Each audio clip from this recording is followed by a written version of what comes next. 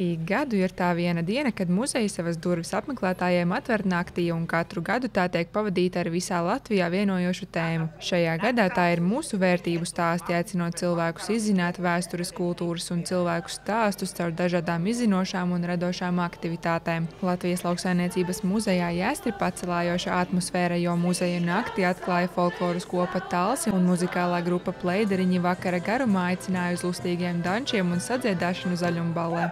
Ļoti gandarīti un ļoti priecīgi, jo muzeja nakts ir viens no tiem pasākumiem, kas ir ļoti apmeklēts. Es pieņemu, ka lielā mērā tāpēc, ka tas ir bezmaksas pasākums, ka jebkuram ir iespēja atnākt un aplūkot, ja vien ir interese un ir informācija iegūta par to, ka muzejs ir vaļā, jo tiešām ir ko redzēt.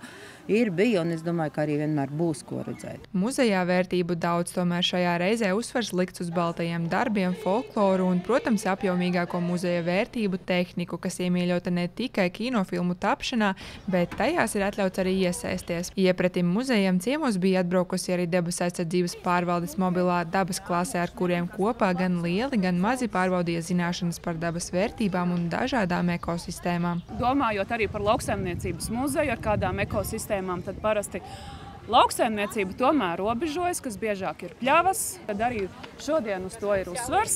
Apmeklētāji atpazīst to, kas jau ir saplaucis, to, kas jau ir saziedējis, kas dzīvo mežos, kādi dārgumi tur arī mēdz slēpties, kas tur aug, kas tur staigā. Tā kā es teiktu, tās aktivitātes ir gana dažādas un apmeklētāji arī sevi gana dažādi var pārbaudīt.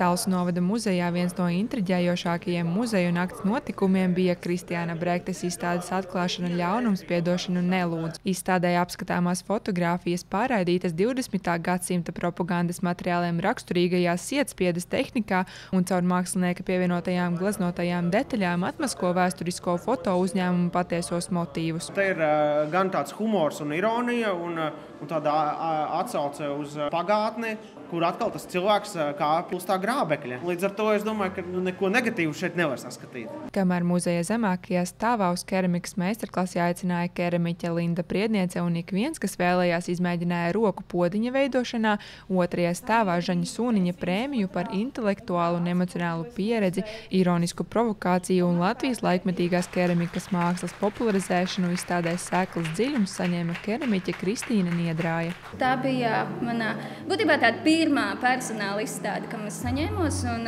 cilvēki apmeklēja, bija daudz labu atsauksmju, un tas priecēja.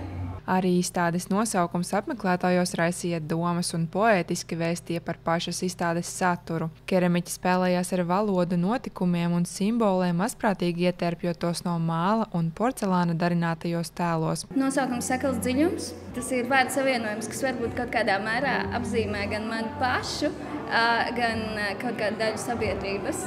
Un, tie darbi arī atspoguļoja to. Tiem, kas muzejā uzkavējās nedaudz ilgāk, bija iespēja nobaudīt arī Kristiāna Brektes radīto zupu, jo gatavošana ir vēl viena viņa mākslas izpausmes forma, kā arī varēja ļauties Matīsa Ciņa radītajām melodijām uz vēsturiskajām tāfelklavierēm. Monta Megija Učalniece, Artūrs Reinholds, TV9 Pakalni.